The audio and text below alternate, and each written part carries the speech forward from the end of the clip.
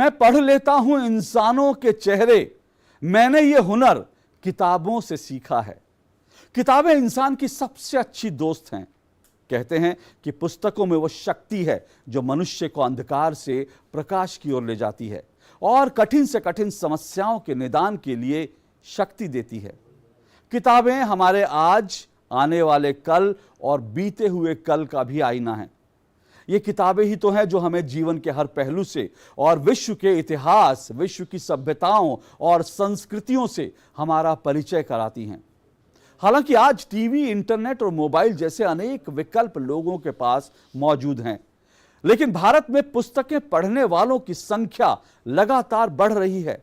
भारत में करीब 250 पुस्तकें हर रोज छपती हैं। इनमें करीब 55% पुस्तकें अंग्रेजी की होती हैं, 35% हिंदी की और शेष क्षेत्रीय भाषाओं की पुस्तकें। पुस्तक प्रकाशन के मामले में भारत दुनिया में यूं तो 6ठे नंबर पर है, पर अगर अंग्रेजी पुस्तकों की बात करें तो इस मामले में भारत दुनिया में दूसरे नंबर पर है। हर साल भारत में ही हजारों लाखों लेखक किताबें लिखते हैं और करोड़ों से भी ज्यादा लोग इन पुस्तकों को पढ़ते हैं।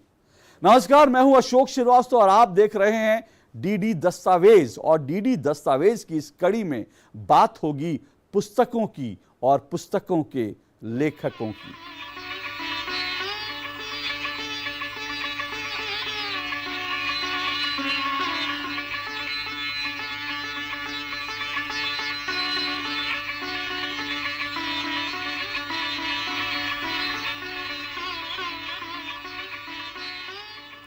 भारत में ऐसे अनेक कवि हुए हैं जिन्होंने हिंदी साहित्य में महत्वपूर्ण योगदान दिया, लेकिन महाकवि सुमित्रा नंदन पंत जी ऐसे विरले कवि माने जाते हैं जिनके बिना हिंदी साहित्य का विकास अधूरा माना जाता है। पंत जी ने हिंदी साहित्य के विकास में महत्वपूर्ण योगदान दिया। सुमित्रा नंदन पंत को प्रकृति के सुकुमार कवि के रूप में जाना जाता है। सुमित्रा नंदन पंत जी के बचपन का नाम गोसाई दत्त था, पर पंत जी को अपना यह नाम अच्छा नहीं लगता था, इसलिए उन्होंने अपना नाम स्वयं से बदलकर सुमित्रा नंदन रख लिया। सुमित्रा नंदन पंत जी ने लगभग 7 वर्ष की उम्र से ही कविताएं लिखना शुरू कर दिया था। प्रसार भारती आर्काइव से आइए आपको सुनाते हैं सुमित्रा नंदन पंत जी की कई काव्य रचनाएं जो समसामयिक विषयों और मानव जीवन में कुछ कर गुजरने के लिए प्रेरित करती हैं। आज के विश्व जीवन में जो विकृतियां घर कर गई हैं उनसे संघर्ष करने को युग मानव को सन्नद्ध रहना है। इस अग्निपर्व शीर्षक रचना का यही अभिप्राय है कि विश्व जीवन में जो विकृतियां घर कर गई हैं उनसे संघर्ष करने को मनुष्य को सन्नद्ध रहना है। अग्निपर्व मनाएं, युद्ध के गीत गाएं। अग्नि पर्व मनाएं, युद्ध के गीत गाएं, अग्नि पर्व की उल्लास में प्राणों की भेरी बजाएं। क्या हम मृत्यु से डरेंगे, कायरों की मौत मरेंगे? नहीं, आग से खेलेंगे, असंख्य घात झेलेंगे। देह मन घायल हो, भग्न नहीं मनोबल हो। देह मन घायल हो, भग्न नहीं मनोबल हो। संकल्प अजेय शक्ति हो, जीवन अशेष भक्ति हो, असमंजसता से विरक्ति हो। संकल्प अजेय शक्ति हो, जीवन अशेष भक्ति हो, असमंजसता से विरक्ति हो। आओ सूरज को गेंद की तरह उछालें। आओ सूरज को गेंद की तरह उछालें, सागर को मदिरा घट सा ढालें। मन में कोई भ्रम नहीं पालें, मन में कोई भ्रम नहीं पालें। अंतरिक्ष को चीर कर ज्योति द्वार दिखाएं, नया संसार बसाएं। अपने को खोएं फिर पाएं, अपने को खोएं फिर पाएं। हिंदी साहित्य में उपन्यासकार वीरेंद्र जैन की बहुत खास जगह है। लेखक वीरेंद्र जैन की यह खासियत है कि वे अपनी चुटीली भाषा शैली के जरिए कथानक को चरम पर ले जाते, उस वक्त भी यथार्थ को सहेजे रखते हैं। इसलिए उनके उपन्यास भौतिकवाद के विनाशकारी परिणामों का पुख्ता दस्तावेज बनकर समाज के सामने खड़े हुए। वीरेंद्र जैन का लिखा उपन्यास डूब किसानों के जीवन की त्रासदी और उनके कटु अनुभवों पर आधारित है। हर व्यक्ति को अपना जीवन निर्वाह करने के लिए रोटी, कपड़ा और मकान चाहिए। यही मनुष्य की मूलभूत आवश्यकताएं हैं जिनके बिना व्यक्ति का जीवित रहना असंभव लगता है। विडंबना यह है कि ये मूलभूत जरूरतें भी किसानों के लिए जुटाना कई बार मुश्किल हो जाता है। प्रसार भारती आर्काइव्स के जरिए वीरेंद्र जैन के एक साक्षात्कार में सुनिए कैसे उन्होंने मानवीय मूल्यों का सटीक तरह से वर्णन किया है। सत्ता बहुत लोगों तक फैली नहीं, पहुंची नहीं, और हमारे यहाँ शायद जैसा मैं अपने रचना के हिसाब से या जिस समाज को मैंने देखा है या जिसको चित्रित किया अपने रचनाओं में, उसके साथ सबसे बड़ी दिक्कत यह है कि उसे शिक्षित तो किया नहीं गया, उसे कुछ भी जानने का मौका तो मिला नहीं है। उसके पास सिर्फ सूचनाएं पहुंचती हैं या आदेश पहुंचते हैं, उन दोनों को पर अमल करना उसका काम है, और वो भी अधूरी होती हैं, कई बार झूठ होती हैं। डूब में ही देखिए 1962 में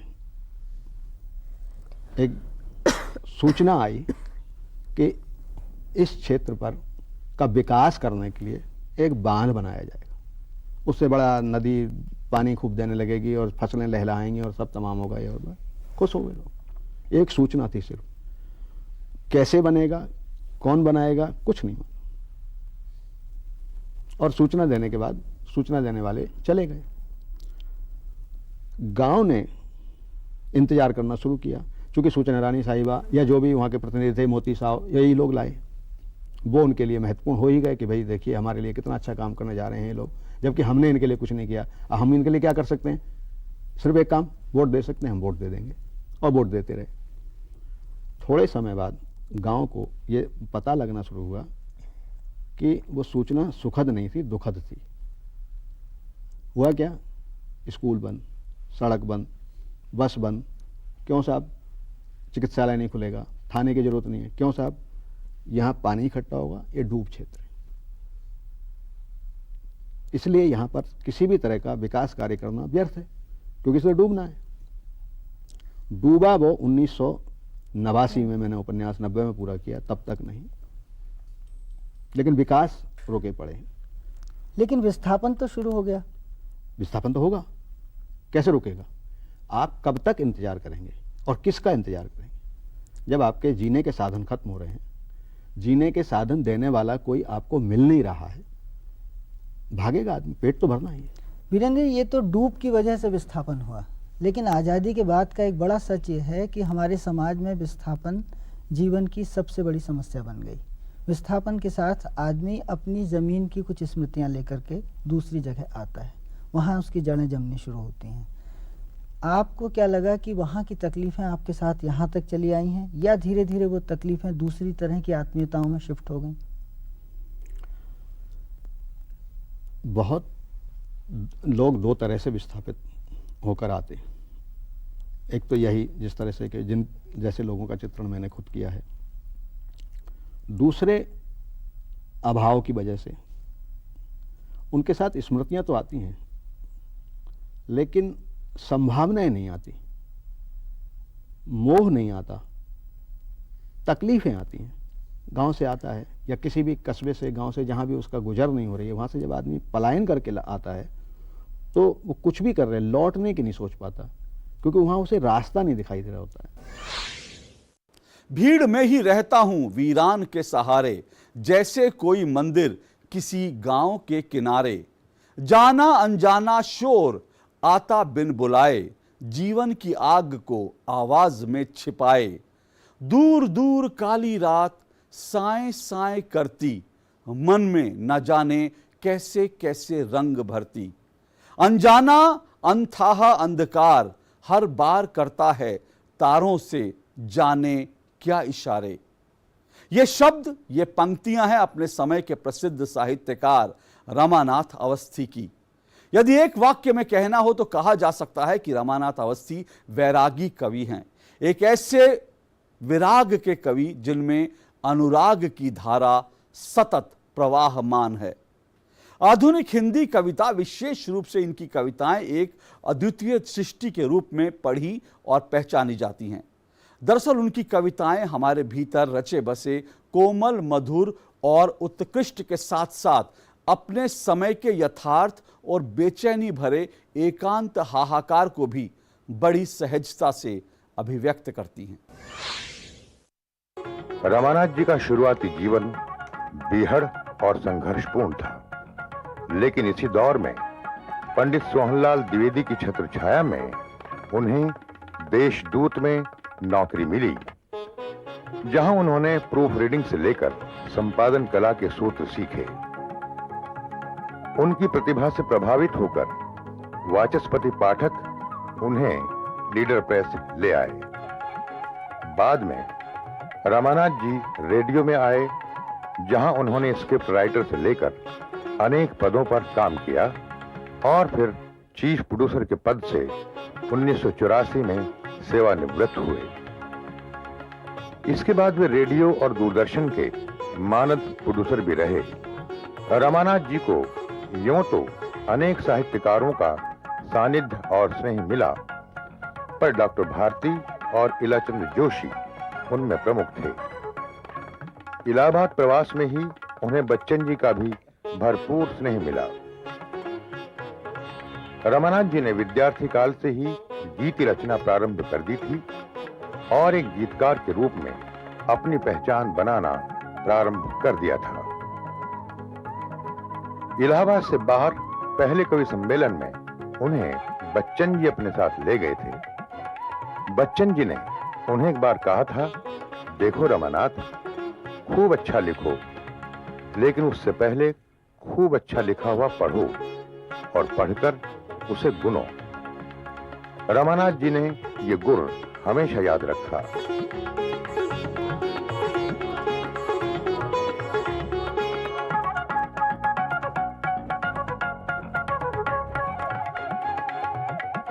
प्रतीक में उनका गीत जब वात्स्यायन जी ने प्रकाशित किया तो हिंदी जगत में रमानाथ जी को एकाएक भरपूर प्रसिद्धि मिली। उसके बाद तो उन्हें एक के बाद एक दशकों में ख्याति के नए नए शिखर मिलते चले गए। देश के विभिन्न मंचों से उन्होंने कविता पाठ किया और अपने अर्थपूर्ण काव्य तथा मधुर वाणी के कारण वे श्रोताओं और पाठकों में मान्य रहे।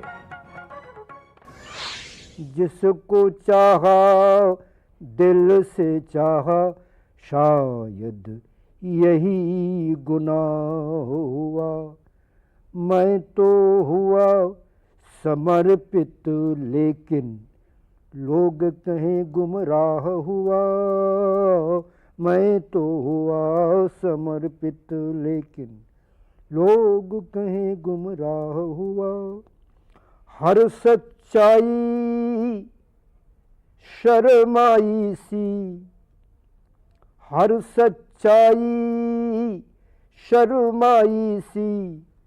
हम सब कितने झूठे हैं, बाहर से जुड़ने में हम तो भीतर बेहद टूटे हैं। बाहर से जुड़ने में हम तो। वाह, हम सब लोग जानना चाहते हैं कि जिस गीत की विधा से आप इतने वर्षों से जुड़े रहे हैं और इतने संकट आए हैं इस विधा के ऊपर, फिर भी आपने उसको छोड़ा नहीं है, इसके बारे में थोड़ी सी टिप्पणी। कैसे आपने गीतों से इतना प्यार करना शुरू किया और कैसे ये प्यार बढ़ता चला गया?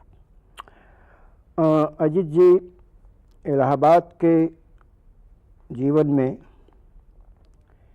गीत का वातावरण उस समय बहुत श्रेष्ठ था जी। आप थे विश्वविद्यालय में, जो कवि सम्मेलन होते थे जिसमें हिंदी के वरेण्य कवि उपस्थित होते थे, पंत जी, बच्चन जी, राम कुमार जी, फिराक साहब, विद्यावती कोकिल जी, यहाँ तक कि निराला जी भी। जी हाँ। तो हम लोग दो तीन उस समय, गिरधर गोपाल जी और मैं, हम लोग कवि सम्मेलन में ज़रूर होते थे। तो हम जब कविता सुनाते थे अजीत जी, तो हम ऑडियंस को नहीं देखते थे जी। हम अपने इन वरेण्य कवियों का चेहरा देखते थे, पढ़ने की कोशिश करते थे कि हमारी कविता सुन करके इनके चेहरे पर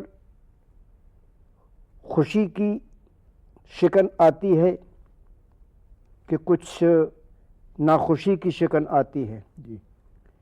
तो ये अनुभव जब होता था तो इतना अच्छा लगता था हमको लगता था जैसे हमको सब कुछ मिल रहा है। हिंदी साहित्य के सशक्त हस्ताक्षर लेखक और पद्मश्री से सम्मानित साहित्यकार गिरिराज किशोर कथा, नाटक, आलोचना और उपन्यास में समान रूप से हस्तक्षेप रखते थे। गिरिराज किशोर को उनके उपन्यास पहला गिरमिटिया से विशेष पहचान मिली। यह उपन्यास महात्मा गांधी के अफ्रीका प्रवास पर आधारित है। इसके अलावा उपन्यास ढाई घर भी अत्यंत लोकप्रिय हुआ था। इसी उपन्यास को सन 1992 में साहित्य अकादमी से सम्मानित किया गया। गिरिराज किशोर का लिखा हर उपन्यास एक दूसरे से बिल्कुल अलग है, जुदा है। उनके हर उपन्यास के साथ ही साहित्यकार के तौर पर उनका कद भी लगातार बड़ा और बड़ा होता गया। गिरिराज किशोर हिंदी की स्थिति को लेकर भी बेहद चिंतित रहते थे। वे चाहते थे कि हिंदी भाषा के लिए कोई एक दिन तय ना हो, बल्कि इसके प्रसार के लिए और भी कदम उठाए जाएं और हर दिन हिंदी का दिन हो। विशेष तौर पर गिरमिटिया के बारे में उनका कहना है कि IIT का अनुभव गिरमिटिया लिखने में बहुत काम आया। मैं उस स्थिति को समझ सका जिसने एक साधारण व्यक्ति को महात्मा गांधी बना दिया। इस उपन्यास के लिए उन्हें साल 2007 में भारत सरकार की ओर से पद्मश्री से सम्मानित किया गया था। गिरिराज किशोर ने न सिर्फ गांधी जी पर बल्कि कस्तूरबा गांधी पर आधारित बा उपन्यास भी लिखा। इसमें उन्होंने पत्नी के रूप में एक स्त्री का स्वयं और देश की आज़ादी के आंदोलन से जुड़े दोहरे संघर्ष के बारे में बताया है, उसका चित्रण किया है। उस गांधी कैसे बने, ये जिज्ञासा आपको किस वक्त महसूस हुई होगी? कब आपके मन में आई होगी कि देखें आखिर महात्मा बनते कैसे, नायक कैसे बनते? कहीं ये तार मुझसे भी जुड़ता है, क्योंकि जब मैं दक्षिण अफ्रीका गया, वहाँ पर हाशिम सिद्धार्थ नाम की एक अटर्नी है और उनकी गांधी की, मेरे ख्याल से भारत में किसी व्यक्ति की इतनी बड़ी लाइब्रेरी गांधी पे नहीं होगी जितनी उनकी लाइब्रेरी है। उनके पास जो लेटेस्ट बुक्स हैं और पत्रिकाएं हैं वो सब आती हैं। तो एक साहब ने मेरा परिचय कराया, तो उन्होंने मुझसे कहा कि आप मेरी लाइब्रेरी में काम कीजिए। उन्होंने मुझे पैदल चलकर, उनकी गाड़ी पीछे पीछे आती थी, वो पैदल चलकर मुझे गांधी स्थलों को दिखाते थे और ये कहते कि अगर गांधी को तुम्हें देखना है तो पैदल ही चल के देखना होगा। तो काफ़ी उन्होंने मुझे घुमाया और उन्होंने एक बात मुझसे कही कि आपके यहाँ तो हमने एक तराशा हुआ ऐसा हीरा भेजा है जो चमकदार हीरा है, असली जो वो आया था निकला है, हाँ, खान से निकला हुआ हीरा तो हमारे यहाँ आया था, हमने उस पर पॉलिश की है। तो ये बात मुझे बहुत अपील की और मुझे लगा कि सही बात ये है। फिर मैंने जब उनके बारे में जाना और पढ़ा, इंडियन ओपिनियन में भी वहाँ जो अखबार उनकी फाइल्स थी उनको भी देखा और उनसे भी बातचीत की, फातिमा जी से भी बात की, तो मुझे लगा कि ये गांधी तो वाकई असली बात है। फिर दूसरा जो मैं बात कहना चाह रहा हूँ कि आपको मालूम है IIT में जो मेरे साथ 5 साल तक झंझट हुआ, तो मैं वहाँ पर भी एक गिरमिटिया की तरह ही रहता था, एक मतलब उपेक्षित व्यक्ति की तरह से। तो मुझे लगा कि जिस गांधी ने इतना अपमान, अथाह अपमान वहाँ पर बर्दाश्त किया है, देखा है, तो वो कहीं मेरे बहुत नज़दीक है। मुझे उसको उसके माध्यम से अपने आप को भी व्यक्त करना चाहिए। तो मुझे लगा गांधी को मुझे का वही रूप मुझे लेना चाहिए जो मुझसे जोड़ता है, एक भारतीय आम आदमी से जोड़ता है, क्योंकि आम आदमी का यहाँ भी क्या सम्मान है, यहाँ भी कोई आम आदमी का खास सम्मान नहीं है। थोड़ी सी आर्थिक स्थिति हो सकता है कुछ लोगों की बेहतर हो गई हो, लेकिन स्थिति मतलब सम्मान की दृष्टि से वही है। यहाँ पर भी ब्यूरोक्रेसी भी ये सम्मान करती है, राजनीति भी ये सम्मान करती है, मतलब कोई सम्मान देने के लिए व्यक्ति के लिए कोई। दरअसल ये दृष्टि आपकी बड़ी अलग और अनोखी भी है एक तरह से, क्योंकि अगर गांधी पर लिखा हुआ पिछला साहित्य हम देखें तो ज़्यादातर कविता हो या आख्यान भी खंड काव्य जैसे लिखे गए हैं, उनमें एक पूजा का भाव ही ज़्यादा है। जी जी, आपने वो पूजा का भाव बिल्कुल नहीं रखा है, आपने उन्हें बिल्कुल ज़मीन पर खड़ा कर दिया है और उनकी अपनी बहुत सारी कमज़ोरियाँ वहाँ जाहिर हो रही हैं। कस्तूरबा के साथ उनके जो संबंध हैं, बड़े कटु किस्म के अनुभव कस्तूरबा को गांधी जी के कारण हुए, और दूसरी तरफ आपने कस्तूरबा को भी उसका पूरा व्यक्तित्व दिया कि वो गांधी का तुर्की बतुर्की जवाब देती हैं। मेरे ख्याल से अगर कस्तूरबा इतना ऐसा एटीट्यूड ना लेती तो गांधी तराशे नहीं जा सकते थे। कस्तूरबा ने, मैं समझता हूँ कस्तूरबा ने अपने इस तरह के मतलब आमने सामने खड़े होकर लड़ाई करने ने ही गांधी को काफ़ी मतलब सिखाया है। और स्त्री के बारे में पूरे गांधी के जो विचार बनते हैं, शायद वो वही एक आवा है जिसमें तप कर नहीं, आपको याद होगा कि जब वो सत्याग्रह पहली बार करने जाती है और गांधी उससे ये नहीं पूछते कि तुम मतलब सत्याग्रह करने जाओ, ये नहीं कहते, तो कस्तूरबा को बहुत गुस्सा आता है कि तुम दुनिया भर से कहते हो, मुझसे क्यों नहीं कहते। जानकी वल्लभ शास्त्री छायावादोत्तर काल के सुविख्यात कवि थे। उत्तर प्रदेश सरकार ने उन्हें भारत भारती पुरस्कार से सम्मानित किया था। शास्त्री जी का काव्य संसार बहुत ही विविध और व्यापक है। थोड़े से कवि हैं जिन्हें हिंदी कविता के पाठकों से दरअसल इतना मान सम्मान मिला। प्रारंभ में उन्होंने संस्कृत में कविताएं लिखी, फिर महाकवि निराला की प्रेरणा से हिंदी में लिखने लगे। शास्त्री जी की सृजनात्मक प्रतिभा अपने सर्वोत्तम रूप में उनके गीतों और गजलों में प्रकट होती है। जानकी वल्लभ शास्त्री जी ने साहित्य के क्षेत्र में नए नए प्रयोग किए, जिससे हिंदी गीत का दायरा काफी व्यापक हो गया। वैसे ये न तो नवगीत जैसे किसी आंदोलन से जुड़े, ना ही प्रयोग के नाम पर ताल तुक आदि से खिलवाड़ किया। छंदों पर उनकी पकड़ इतनी जबरदस्त है और तुक इतने सहज ढंग से उनकी कविता में आते हैं कि इस दृष्टि से पूरी सदी में केवल वे ही निराला की ऊंचाई को छू पाते हैं। 26 जनवरी 2010 को भारत सरकार ने उन्हें पद्मश्री से सम्मानित किया, लेकिन शास्त्री जी ने इसे अस्वीकार कर दिया। कविता में तो कुछ ऐसा होना ही चाहिए जो लोगों के हृदयों में से या माथे में से वो को अपना एक संपर्क स्थापित कर ले, कहीं से वो जुड़ जाए। और कहीं से जुड़े ही नहीं, आप अपना सुनाए जा रहे हैं और आप सोच रहे हैं कि आप तो हिंदी की सर्वश्रेष्ठ रचना सुना रहे हैं और जनता उसको एकदम स्वीकार नहीं कर रही है। तो यह हमारा कहना है कि इधर जितनी जल्दी हर दशक में जो नए नए बोध को लेकर नए नए प्रकार की रचनाएं आईं, उनसे साहित्य में विविधता चाहे जितनी आई हो काव्य में, लेकिन काव्य का जो अस्थायित्व था वो तो समाप्त ही हो गया। काव्य की जो बहुरूपता थी वो भी समाप्त होने पर है। अब किसी की कविता के नीचे अगर किसी का नाम लिख दिया जाए तो पहचानना कठिन है कि यह कविता किसकी है। एक ही तरह की उपमाएं, एक ही तरह के बने बनाए मुहावरे, एक ही तरह की बातों को लेकर एक ही छंद में एक ही ढर्रे से लोग कहने लगे, तो ये साहित्य का विकास नहीं हुआ। प्रत्येक युग के हम कवियों को देखते हैं जो जी गए हैं कि उनकी एक अपनी मुहर लगी हुई उसमें, उनकी अभिव्यक्ति की। वह अभिव्यक्ति कहाँ से आएगी? जीवन के भीतर से आएगी। जीवन को इतनी गहराइयों से जिन्होंने मथा और अनुभव किया, उनके अनुभव छलक कर और छिटक कर बाहर आए हैं, वो लादे नहीं गए हैं। इस कारण उनमें वह शक्ति है कि जो लोगों तक वह संक्रमण कर जाते, लोगों के हृदयों में चले जाते। और आज वाला जानबूझ के एक नए युग का निर्माण करने के लिए या नई कुछ पद्धति का निर्माण करने के लिए ठोस शारीरिक श्रम, मस्तिष्क का श्रम करके जो निकाल रहे हैं, इस कारण उसमें वह शक्ति खत्म हो गई। मैंने यही काम नहीं किया है। अगर मेरी रचना में कुछ नए तत्व आ गए, ईश्वर की कृपा, नहीं आए तो ईश्वर की कृपा। मैंने यही किया है कि अपने भीतर की घुमड़न को जहाँ तक संभव हो सका है अपनी ओर से सरल और सहज शब्दों में अभिव्यक्त करने का प्रयास किया है। कभी आप ध्यान से देखेंगे तो बहुत सरल समझी जाने वाली जो कविता है उसके भीतर भी मैं कुछ कहना चाहता हूँ। और कभी जहाँ मैं बहुत आटोप रचता हूँ वह निरा आटोप सिद्ध हो सकता है, उसमें कुछ करते खास बात नहीं, ऐसा होता है। लेकिन मैं यहाँ पर इसका कायल रहा हूँ कि ज्ञान एक हद तक ही हमारे कविता का उपयोगी है। ज्ञान के रूप में कवित्व के उपयोगी नहीं है। ज्ञान जब रस बन जाता है, रस के रूप में जब ढल जाता है ज्ञान, तभी वह लोगों के प्राणों को छूता है और तभी उससे कुछ नई बात पैदा हो सकती है।